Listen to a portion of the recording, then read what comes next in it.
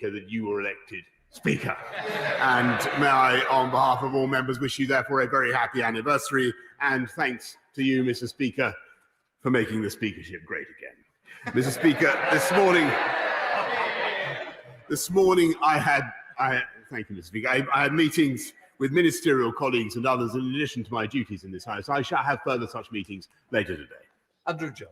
Thank you, Mr. Speaker. The citywide testing trial starting in Liverpool on Friday using the new lateral flow tests will cut the time to get results, cut the spread of the virus by identifying people who are infected but not showing symptoms, and vastly reduce both the number of people and time involved in isolating. So the benefits to the NHS, to schools and to business are profound. When does the Prime Minister think the results from this trial will be available and the benefits of this extended across the UK? I thank my honourable friend. He's absolutely right, and I can tell him that the pilot is planned to last for approximately 2 weeks, and we will keep the House updated on the results as they are evaluated. We now come to the Leader of the Opposition, Keir Starmer. Thank you, Mr. Speaker. Can I start with the elections in the United States? Whatever the results, will the Prime Minister join me in saying that it's not for a candidate to decide which votes do and don't count, or when to stop counting? The next president must be the free and fair choice of the American people.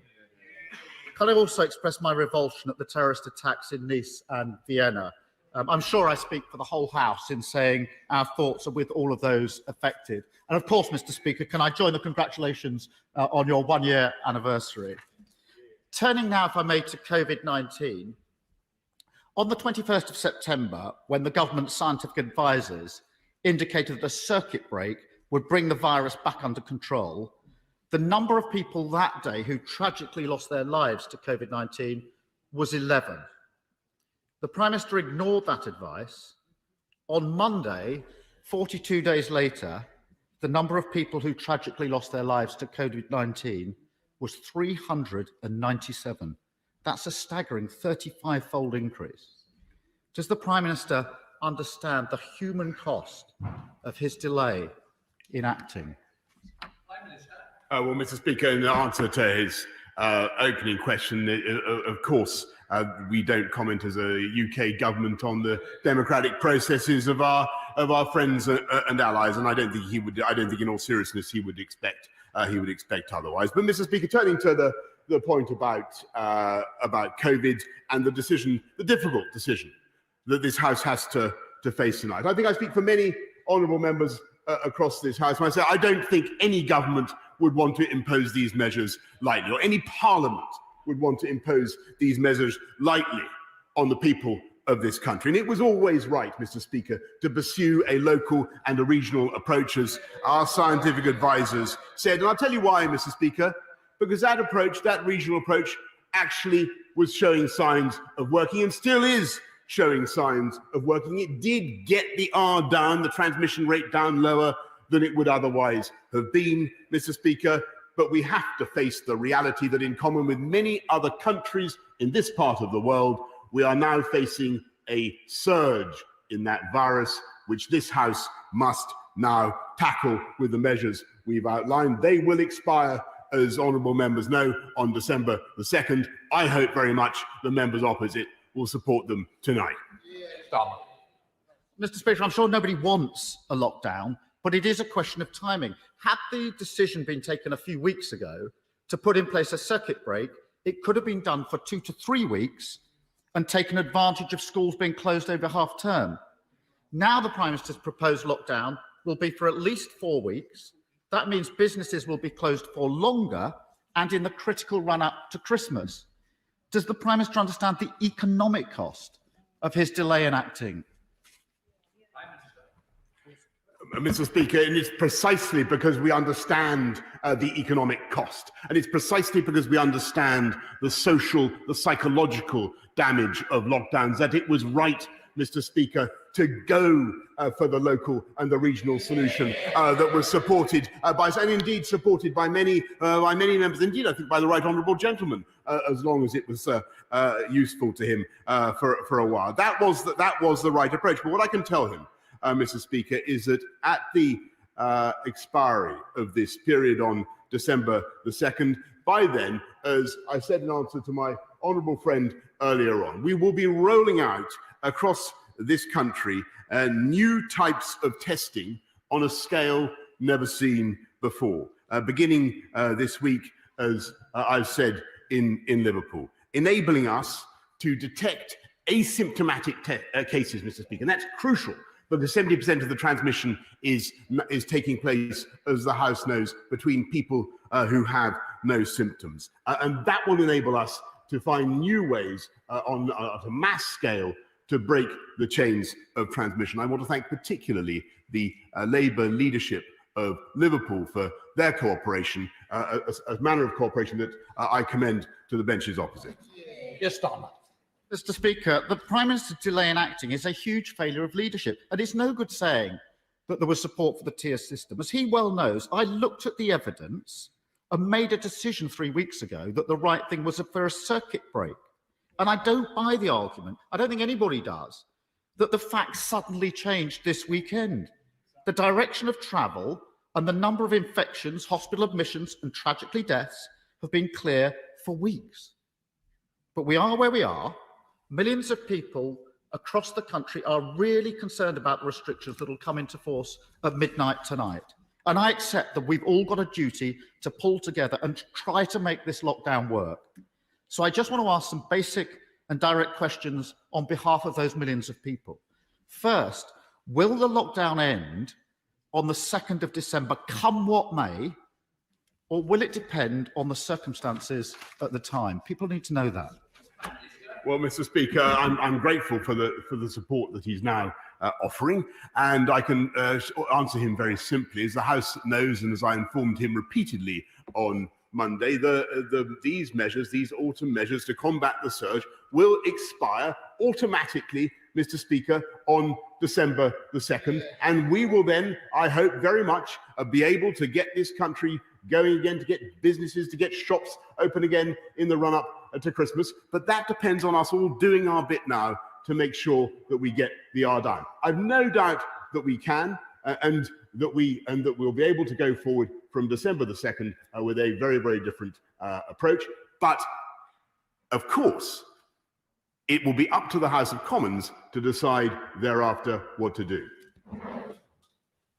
Mr. Speaker, I accept there'll be a vote in the House. That doesn't tell us anything. That's the process. But I want to press the Prime Minister. Is he saying that if by the 2nd of December, the R rate, the infection rate, has not come below 1, and therefore on the 2nd of December, the infection rate is still rising on the 2nd of December, is he saying that come what may, we will come out of lockdown with infection rates going up on the 2nd of December? That doesn't seem sensible to me. Mr. Speaker, it is thanks to the efforts of the British people that the R is now currently only just above 1 as it is. And we are doing the right and the prudent thing at the right time to get that infection rate down. And these measures, as I've said repeatedly to the House, Mr. Speaker, will expire on the 2nd of December. If he's now saying he wants to expand, protract them beyond the 2nd of December, then perhaps he should make his position clear. Keir Starmer. I just want some basic honesty, and this is serious. If the infection rate, we've got to look the public in the eye. If the infection rate is still going up on the 2nd of December, it is madness to come out of the system back to the tiered system when we know the one thing the tiered system can't cope with is an R rate above 1. That's the basic point. We can come back to it on the 2nd of December, as we always do, Mr. Speaker, but that's the point I'm making. The one thing we know a circuit breaker or lockdown does do is to buy time. And the Prime Minister needs to use that time to fix, test and trace. And I know he'll talk about the capacity of 500,000. What's going on in Liverpool is world-beating, etc. But we've been going round and round in circles on this. Mr. Speaker, the latest figures show that 113,000 contacts were not even reached, and that's just in 1 week. Only 20% of those who should be isolating are doing so, and the majority of people still don't get results in 24 hours. So can the Prime Minister give a straight answer? What's he going to do in the next 4 weeks to fix this? Because if he doesn't, we'll be back here again. Mr. Speaker, with greatest respect to the right honourable gentleman who has stood up and said that I will brag about NHS test and trace and their achievement of 500,000 a target of capacity of 500,000. You know, I think I'm perfectly willing to accept the failings of NHS tests and trace. Of course I am. And of course I take full responsibility for the frustrations people have experienced with that system. But to go from 3,000 tests a day, 2,000 tests a day to 500,000 is a quite remarkable feat. It's the biggest diagnostics exercise this country has ever carried out. And, Mr. Speaker, they are helping to drive down the R. They are doing, in my view, an absolutely invaluable job, whatever the difficulties they face. What we now need to do is to come together as a nation, briefly if we can, to put aside party political wrangling and point scoring and work together, as I think he will tonight, work together to support this package, to get the R down and allow us to go forward in a different way with the mass testing that I've outlined from December the 2nd. Keir Starmer. Mr. Speaker, the Prime Minister must see that if 4 out of 10 of those that should be contacted are not being contacted, we've got a problem in the system that needs to be fixed in the next 4 weeks. Finally, I want to ask about care homes, which of course were hit so badly in the first wave of this pandemic. And can I pay tribute, Mr. Speaker, to all those working in care homes who've given such dedication and commitment in the toughest of circumstances. And we owe it to them not to repeat the mistakes of the first wave. But Prime Minister, as we face the second wave, there's an increasing concern about the emotional well-being of those in care homes and their families if all visits are stopped. It must be possible to find a way, perhaps a dedicated family member scheme of some sort, to allow some safe visits to alleviate the huge fears of isolation and despair across the coming months. Will the Prime Minister work cross-party to find a scheme that will work for those in care and their families? Well, Mr. Speaker, the new guidance on care homes and visiting relatives safely, because the point he makes is incredibly important, is going to be announced today to try to strike the right balance between people's real need to see their loved ones and obviously the risk of spreading the disease in care homes. We're going to be publishing some guidance about how that can be done today. And I'm grateful to his offer to work collaboratively, but I have to say, Mr. Speaker, that the House will generally have noted that he has used this crisis as an opportunity to make political capital, to have what I think a shadow spokesman called a good crisis. A good crisis, Mr. Speaker. Well, can I commend a different approach? Because he's attacked the government's strategy. Can I commend a different approach? Because the former Labour leader, the Right Honourable former member for Sedgefield, who is not as fashionable on those benches as he once was or should be, has written a good, not with all of them, Mr. Speaker, that's on the front page, but not with all of them. He's written a good piece in today's Daily Mail, Mr. Speaker, in which he broadly supports this government's strategy, praising UK drugs companies for what they're doing, supporting our search for a vaccine, and supporting mass testing in Liverpool, which he deprecates, Mr. Speaker. And I think what he should do is actually take a leaf out of the Blair book, Mr. Speaker. And by the way, I can tell him that Tony Blair would not have spent 4 years in the same shadow cabinet as Jeremy Corbyn, standing shoulder to shoulder with him. Nick Fletcher. Mr. Speaker, I understand the position the government is in today, and although this is desperately hard for people and businesses, I agree that it is the right decision. However, once we are through this period, I believe it is business that will restore the economy. Therefore, does my right honourable friend agree with me that easing congestion in the south east with the border control point in Don Valley would help trade flow through the country and level up the north following the transition period? Prime Minister. Well, my honourable friend is absolutely right, and I can tell him that the Department of Transport is already engaged on this matter, and I'm sure would be happy to meet him and representatives from the iPort that he describes. Right, let us head up to the leader of the SNP up in Scotland with Ian Blackford. Ian Blackford. Thank you, Mr. Speaker, and I'd like to take the opportunity to send my best wishes to our friends in the US during this anxious time. Donald Trump claimed an unsupported victory and major fraud, with millions of legitimate ballots left to count. And I hope the Prime Minister will join me in condemning his actions this morning. Mr. Speaker, on Monday, the Prime Minister agreed access to the furlough scheme at 80% for Scotland if lockdown restrictions require it. Subsequently, a number of his ministers have rolled back on that promise, and the Scottish Government have not received any detail on what the commitment means in practice. Today is the Prime Minister's opportunity to clear up this mess of his own government's making. Will Scotland receive full 80% furlough and self-employed payments on current eligibility whenever it is requested by the Scottish Government in the months ahead? Well, Mr. Speaker, I hesitate to accuse the right honourable gentleman of failing to listen to what I said on Monday, but I think he heard exactly what I said. I gave a commitment, then I in no way budge from that commitment. Furlough is a UK-wide scheme. It's helped save, I think, about 10 million jobs in this country, including about 1 million in Scotland, Mr. Speaker. Ian Blackford. Well, of course, what the Prime Minister said on Monday is that if the devolved administrations asked for it, that it would be granted. That was a direct answer that he gave to a question. So can I ask whether, Mr. Speaker, the Scottish Government, who've been waiting for clarity on whether Scotland will receive additional money as the result of increased spending from English local government, and is there also no clarity on whether the unlimited payments for business support in England will be made available on a similar demand-led basis? Will the Prime Minister clarify these 2 points now and commit to confirm in writing to the Scottish Government today that the access to the furlough scheme will be there if they need it?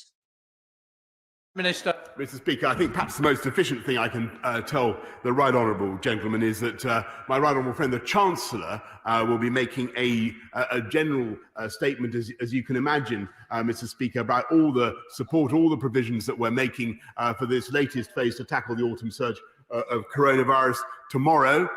And what I can tell him, just to repeat the points that I've made on Barnett consequential, so there's already been 7.2 billion gone to help in 7.2 billion, I should say, for Scotland. And look, Mr. Speaker, we're going to support people in Scotland and throughout the UK during this crisis.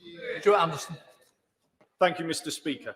Does the Prime Minister recognise the importance of places of worship to my constituents in Wolverhampton and the rest of the country? And does he agree they should open as soon as practically possible? And will he commend all the work that has been done in these places to make them COVID secure? Mr. Speaker, first, I thank my honourable friend for campaigning for places of worship in the way that he does. Second, I'm so deeply sorry that these restrictions have to be placed right now, but we will work as hard as we can and as fast as we can to make sure that we allow them to come back in a way, to worship in the way that they want from December the 2nd. And that's why I hope that the House will pass this package of measures tonight. Sorry. Thank you, Mr. Speaker. If every vote is counted in the US election, it is likely that Joe Biden will be the victor. The Prime Minister does have a major challenge to build relationships to any incoming administration. So therefore, in light of Joe Biden's entirely correct analysis of the impact on the Good Friday Agreement of the Internal Market Bill, how quickly is the Prime Minister going to recognise the inevitable and remove those clauses from the bill? Mr. Speaker, the UK Internal Market Bill, which has cross-party support, is a vital part of the armature, the skeletal structure of the whole UK economy as we leave the European Union, and it ensures that goods placed on the market, services placed are available throughout the UK on the same terms. It's absolutely vital for our country, and he should support it. That's right. Mr. Speaker, with the UK terror threat levels now at severe following the horrific attacks in Paris and now in Vienna by cowardly Islamic State terrorists, the whole House joins the Prime Minister's heartfelt solidarity with our French and Austrian allies. Does my right honourable friend agree with me that here in the UK we must redouble our support for anti-extremism programmes like Prevent? And does the Prime Minister share my concerns over UK-based TV channels like Islam TV, which this week was just fined by Ofcom for giving airtime to extremist preachers who justify anti-Semitism, wife-beating and FGM?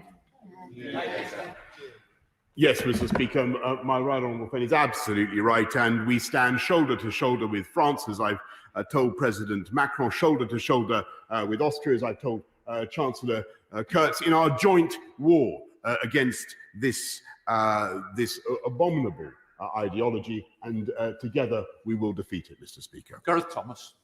I hope, Mr. Speaker, that the Prime Minister and the Chancellor now regret their decision not to extend free school meals to cover half-term, and will join the richly deserved praise for all those community groups, councils and indeed businesses who stepped up to stop our nation's children going hungry last week.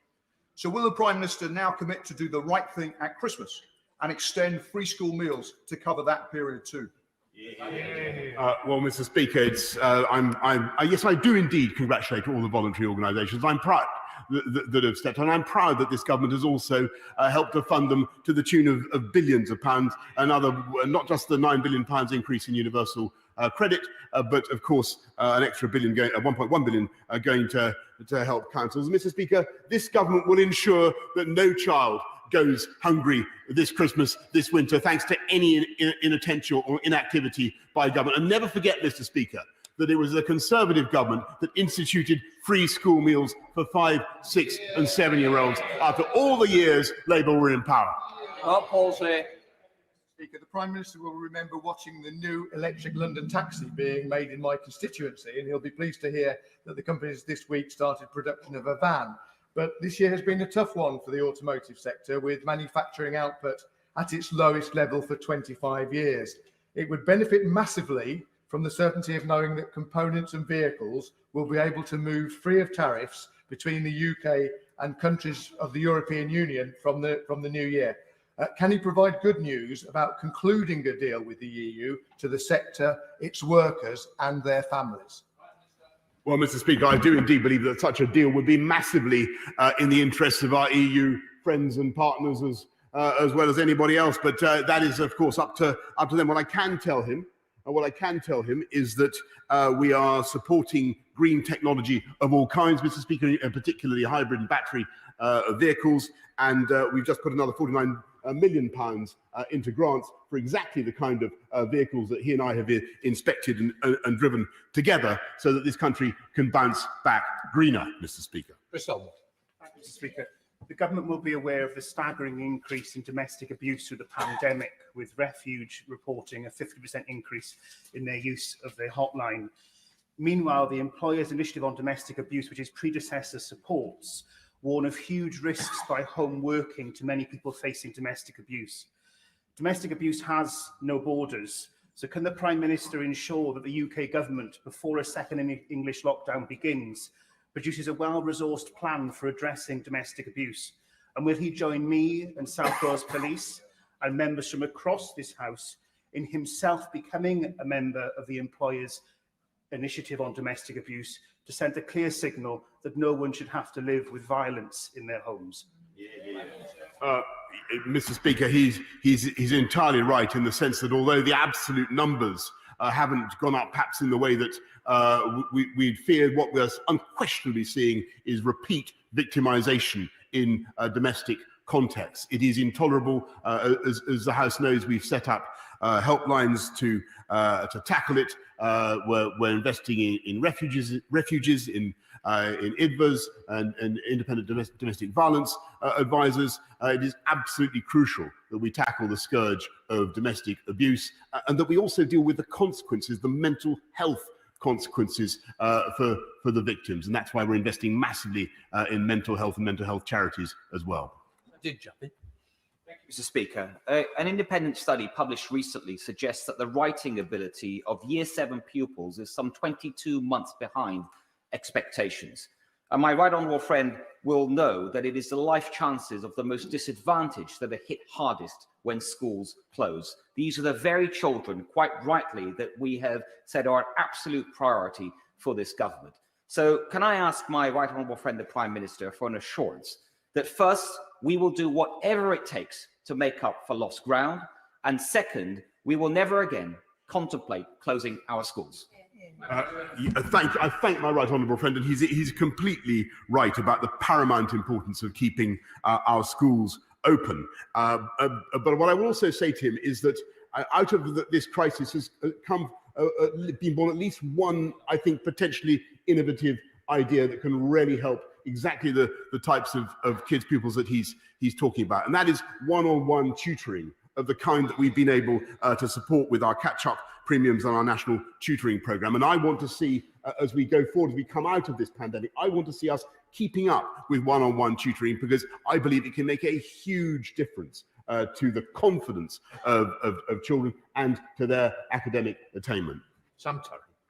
Speaker, I put on record my congratulations on your first year in office, and thanks to so many young MPs you've given across in the past year. Mr. Speaker, SAGE recommended a circuit breaker over 6 weeks ago. 6 weeks ago. The Prime Minister has clearly not listened to scientific or medical advice for more than 6 weeks. What will the Prime Minister say to the 12,000 people's families who will die by Christmas, that's been forecast by SAGE? What will you say to them, Mr. Prime Minister?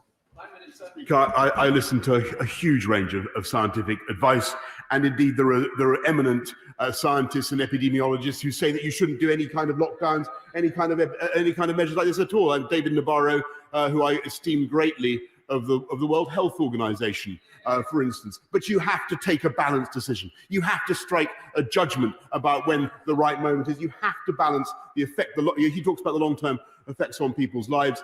You have to strike make a balanced judgment about the effects on people's mental health, on their livelihoods, on their prospects, the prospects of young people, and the importance of saving lives and protecting our NHS. And that's the balance we're trying to strike tonight. I hope you will support it.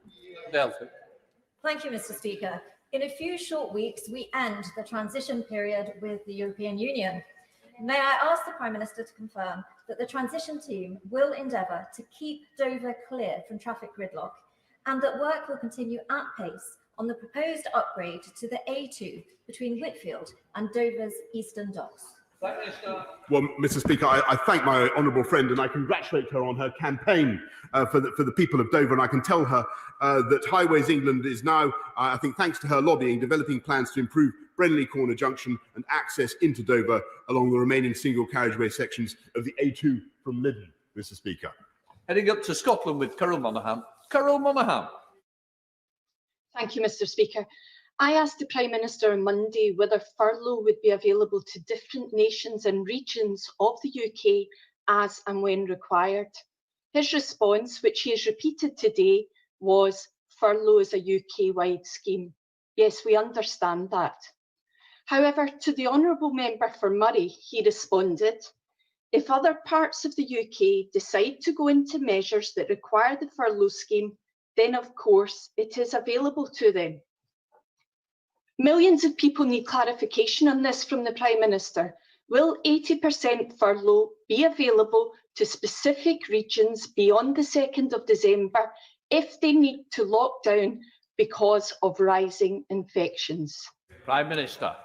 Mr. Speaker, I hesitate to accuse the honourable lady of not listening to what I've just said, but I want to repeat that the furlough is a UK-wide scheme. Of course, it will continue to be available to the people of Scotland, and for any further elucidation on the details of the entire package of support that this government is bringing for the people of the entire UK, I direct her to what my right honourable friend, the Chancellor, is going to say tomorrow. Mr. Skidmore.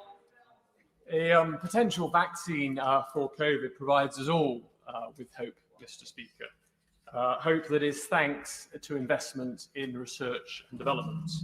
The Prime Minister has pledged more money for research than any of his predecessors put together to deliver on his vision of the United Kingdom as a global science superpower. Does he agree that maintaining this government's commitment to spend 2.4% of GDP on research and development by 2027 will also be essential for that vision? Mr. Speaker, you've asked for speed in my answers. The answer is basically yes. But I can also reiterate that we're committed to the 2.4% and to increasing public investment in R&D by 22 billion by 2024-2025. Kamara. Thank you, Mr. Speaker. My constituent, Ricky Wilson, is one of the excluded. From nothing, he built a private coach business with 18 employees and $1 million in turnover until COVID. Coaches aren't classed as either tourism or leisure, so you can't get any grants, and the banks won't accept his assets for loan guarantees. Buses may be just a photo op to the Prime Minister, but they matter in the north and also in Northern Ireland, which has just announced a special fund. Will the Prime Minister do the same? And will he write to me to explain how we can protect those threatened by personal debt guarantees? Well, Mr. Speaker, I'm very, very interested in what the Honourable Lady says, because, as she knows, this government is investing massively in I think, 5,000 low-carbon buses. I'd be interested to know what type of buses or coaches she's talking about, and very, very interested to hear the details of the company that she rightly represents. But that company should be eligible for bounce-back loans, should be eligible for all sorts of support. And since she's shaking her head, can I invite her to write to me with details of the needs of that company? Now, I'll do my best to oblige her. Robinson. Thank you, Mr. Speaker. Northern communities, including my Cheadle constituents, have already been subject to restrictions for months, having a disproportionate effect on northern livelihoods. The importance of the Prime Minister's levelling up agenda has never been starker. So today, can I ask him if he would fast-track infrastructure spending in the north, including Northern Powerhouse Rail and a new train station in Cheadle? And will the government, with Northern MPs and business leaders, formulate a Northern economic recovery plan to make sure our region comes out of this pandemic stronger than ever? Well, Mr. Speaker, I can certainly confirm that we're going to go ahead with Northern Powerhouse Rail, and I can tell her in addition that Cheadle will receive at least £500,000 from the Towns Fund to support their local high street and local community. Thompson. Thank you, Mr. Speaker. Mr. Speaker, Midlothian's got a long and proud mining heritage, from the Lady Victoria to Bilston Glen and Monkton Hall. So I very much welcomed the announcement from the Scottish Government last week of a general pardon to those criminalised for events of the 1984 miners' strike. There are still unanswered questions which fall to the remit of the UK Government, including issues around political interference. Will the Prime Minister commit today to undertaking a UK-wide independent review to ensure the experiences of miners are fully understood, to bring reconciliation to miners and police officers, and to try to heal the wounds of the past? Well, I'm very grateful to the honourable gentleman. I think he's raising the 1983 miners' strike, or the early 1980s at any rate. I would be obliged to him if he would send me further detailed particulars of the concerns he has, and I will do my best to address them. Shelbrook. Thank you, Mr. Speaker. Will my right friend join me in thanking the teachers across Elmet and Rothwell for keeping schools open this term? And does he share my frustration that half of the laptops provided by him to Leigh City Council for distribution to the most vulnerable learners in the city remain in the storeroom at Leigh Civic Hall? What can be done to get the Labour Council to pull their socks up? Well, Mr. Speaker, that is indeed, I'm grateful to my honourable friend, and that is indeed disappointing, because over 2,500 laptops and tablets and 400 routers were delivered to Leeds City Council for disadvantaged 10-year-old pupils, and I think I will do whatever I can to spring those laptops from the cupboard as fast as I can, Mr. Speaker. Let's head up to Manchester if they're in the cupboard with Jeff Smith. Jeff Smith. Thank you, Mr. Speaker. On Monday, the Prime Minister was asked why people in Greater Manchester were offered less support under Tier 3 than is available under the new restrictions. And he said that these are different measures, so required different support packages. But if your workplace is closed under Tier 3 restrictions, you lose your income just as surely as if your workplace is closed under the new national lockdown. So why should people receive less help from the government if we go back into Tier 3 after December the 2nd? Minister. But, Mr. Speaker, they're not going to, and the furlough scheme, as he knows, was extended until the end of October. We're putting in measures now to support people across the whole of the UK throughout this period to the 2nd of December, and that's the right thing to do, Mr. Speaker. We're putting our arms around the people of this country to get them through the pandemic and beyond, Mr. Speaker. Good morning. Thank you, Mr. Speaker. I understand that the Prime Minister will soon receive a recommendation from the Departments of Health and Transport to enable quarantine periods to be cut for those passengers that have tested COVID negative. Can I ask the Prime Minister when a decision is likely to be made, and if he will look favourably on this proposal to allow the aviation industry to get back to its rightful place in this country? Well, I thank my honourable friend. He's right to lobby for the aviation industry. This country has the third biggest aviation industry in the world, Mr. Speaker. It's currently having a terrible, terrible time, and my sympathies are very much with all the employees involved. One of the benefits of getting PCR testing up to 500,000 a day, Mr. Speaker, is we do have new possibilities for testing of all kinds across the country. We will be bringing forward further measures and further proposals as soon as they are finalised, Mr. Speaker. Mr. Speaker, in my short time as an MP for the City of Durham, Dominic Cummins has fatally undermined public health messaging, has historic planning violations exposed, and has shortchanged us with an unpaid council tax bill of up to £50,000. Will the Prime Minister condemn this continued flouting of the rules, or does he have a blind spot that even a trip to Bonnet Castle can't fix? Mr. Speaker, I think what has possibly undermined people's confidence and understanding of what the government is trying to do is the constant party political point scoring and attempts to obscure what we're trying to do by the Labour Party and by the Honourable Lady. I think the best thing is to advise her constituents what to do to follow the guidance to get the virus down, and let's all do it together. Let's head up to Middlesbrough with Simon Clark. Simon Clark. Thank you, Mr. Speaker. Levelling up will matter more than ever as we emerge from the pandemic next year. And I was delighted to see the first town deals announced last week, delivering transformative investment for places like Darlington. Will my right honourable friend prioritise rapid decision-making for those places like Middlesbrough and Loftus that have applications pending for this vital fund? Yes, indeed, Mr. Speaker, and I congratulate him for lobbying for Middlesbrough in the way that he does. I can tell him that Tees Valley is already getting 126 million from the local growth fund. The devolution deal will mean £450 million extra for transport skills and employment, and Middlesbrough itself will get at least £500,000 from the Towns Fund, Mr. Speaker, thanks at least in part to his lobbying. Speaker, and can I join the congratulations to you on your first year anniversary? Yeah. Private care homes such as St Martin's in my constituency of Liverpool Wavertree are closing due to under-occupancy, making them financially unviable. But moving people into new care settings, especially during a pandemic, is full of risk. With the winter care plan failing short, will the Prime Minister commit now to providing additional funding specifically for social care to help local authorities meet their statutory responsibilities and prevent further care home closures? She's right to draw attention to the issue, Mr. Speaker, and in addition to the £600 million care home action plan that we announced earlier this year, we will be putting further funding into care homes in the short term, but also making sure that we have long-term reform of that sector. And as I said to the right honourable gentleman earlier, we will be bringing out guidance today, specific guidance to enable people to visit loved ones in the way that they should and they must. Heading to Lincoln with Cole McCartney. Cole McCartney. Thank you, Speaker. My right honourable friend and I share similar libertarian views, and I guess that some decisions he has taken for the country's common good were contrary to his personal creed and feelings.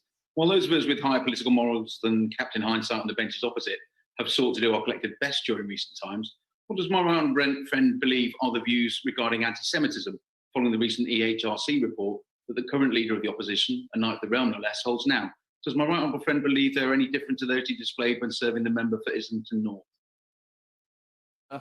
Mr. Speaker, the only comment I would make on all that was that I was genuinely amazed that the leader of the Unite Union should make a remark of the kind that he did, and that the Labour Party should remain in receipt of funding from Unite or take no steps to dissociate themselves from that union after that remark. I did find it absolutely astonishing, Mr. Speaker. Final question, Ruth Jones.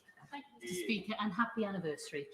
This week, the chair of the Health Select Committee stated that centralised contact tracing is always going to be less effective than a locally driven model. And given the fact that in Wales, track and trace costs £32 a head, it's run by local authorities and works, whereas the English system costs £1,700 a head, it's run centrally and doesn't, when will the Prime Minister introduce a more effective track and trace system driven by local authorities? Look, Mr. Speaker, I'm not going to pretend that every aspect of NHS test and trace has worked in the way that I wanted it to, but it has, as I said earlier on, it has achieved some very considerable things. But what I think it has also done throughout the pandemic, from the get-go, it has worked with local authorities and with local people. And what we will be doing now, as we roll out the mass testing that I've described to the House in Liverpool and elsewhere, will be led by local people, and we will be working with those local authorities to deliver those programmes. We now come. Point of order, Nusrat Ghani. Thank you, Mr. Speaker. May I seek guidance on the powers of this House to summon witnesses to attend select committee inquiries and answer questions on their businesses' involvement in UK matters. I ask this because there is a very real public concern about Disney, who made the film Mulan, amongst the Uyghur slave camps in Xinjiang, and are therefore implicated in the mass human rights abuses of the Uyghur people by the Chinese state and may be profiting from them. You may have thought that Disney would want to come in front of the Base Select Committee to explain their position, but Disney and its representative, Jan Kopen, a firm based in Hammersmith and with a substantial footprint in the UK, are refusing to attend. Can you advise what steps can be taken to ensure that Disney fulfil their obligations not only to Parliament, but also to the public? Can you confirm that this House can require Disney to attend and that a refusal could be a blatant contempt of Parliament? And what should the committee do next, Mr. Speaker? Can I first of all say I'm grateful to the honourable member for giving me notice of her intention to raise this matter. It is very important that select committees have access to witnesses to assist them in carrying out their important work, and I'm sure Representative Disney will have heard what she's said. What I would say to Disney is they are a major corporation, they are good at communications, so I would expect them to reflect what they do as a business. If a witness refused to attend when invited into its open committees, to summon them formally. So as I say, they can be summoned formally. If a witness fails to appear when summoned, I would expect that be reported to the House. Consideration could then be given to how that matter can be taken forward. But as I understand, that if the committee has not yet taken the first step, which only it can do, at this stage, therefore it is a matter for the chair of the committee. But as you know, with your good offices, I don't think it will rest here today. Point of order, Jeremy Hunt. Thank you, Mr. Speaker. It has been